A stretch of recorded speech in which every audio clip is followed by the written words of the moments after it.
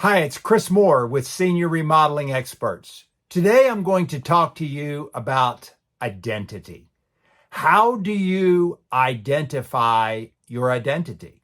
In other words, how do you define who you are? Many people define this by what you do. When people meet one another, what do they often ask? What do you do for a living? I'm a dentist. I'm a doctor. I'm a plumber. I'm a truck driver. I'm an accountant. I'm an attorney. I'm a homemaker. I'm a farmer. I'm a ditch digger. Whatever that may be, we define ourselves by what we do. And particularly men often define themselves more by what they do traditionally. And oftentimes women have a tendency to define themselves more by their relationships. I'm a mother. I'm a wife. I'm a sister. I'm an aunt. I'm a grandmother. That's how I identify myself. But across, the board, people often identify themselves by what you do. And then what happens is people retire. And if you identify yourself by what you do, then people often have an identity crisis. Now, what is it that I do? And begin to feel like they're not as valuable or as important to society as they were when they were working, and they identified themselves by their vocation. So with that often comes, in retirement, comes feelings of that I'm not as important as I used to be. What is my purpose? What is my reason for getting up in the morning? And if people don't have a purpose, if people don't have a reason to get up in the morning, they begin to lose motivation. They begin to feel less worthy. So I would suggest to you that our identity is not based on what we do, but who we are. And to concentrate more on who you are, what is your being based on, than what it is that you do. So that people who are in retirement, for example, what is it that you are and how do you identify yourself? I identify myself as a child of God. I was created in the image of God to be creative.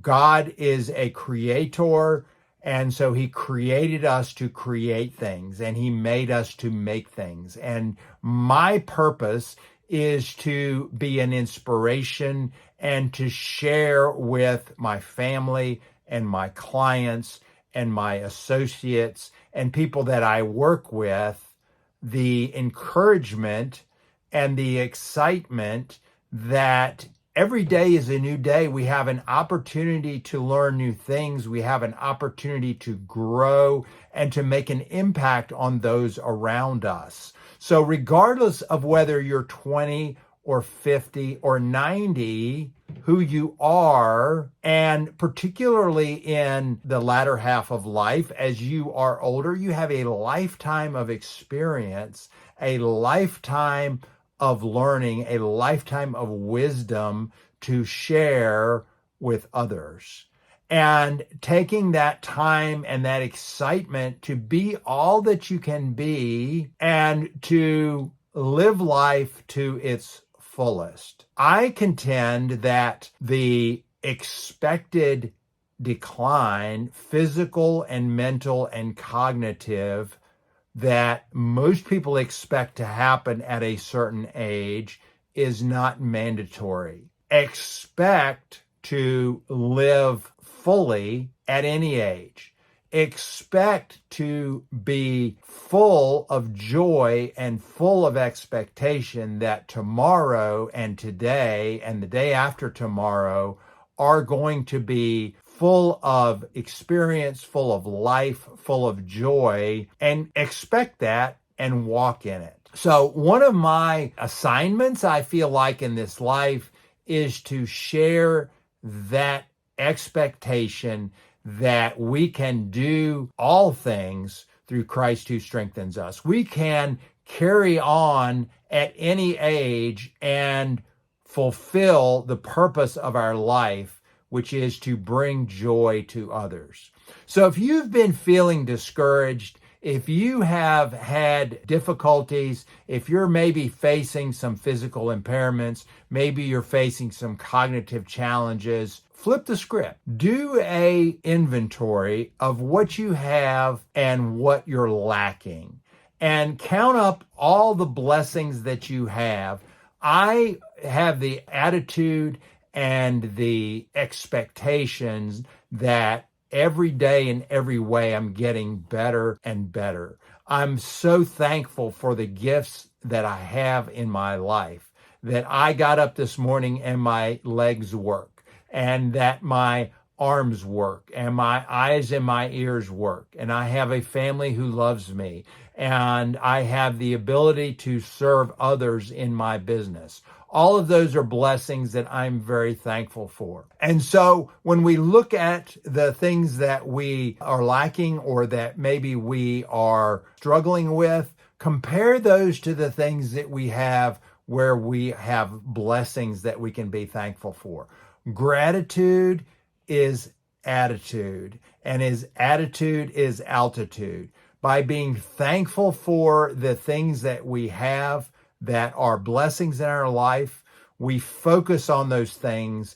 And by focusing on the things that we are thankful for, we, in our subconscious mind and in our experience, we create more of that.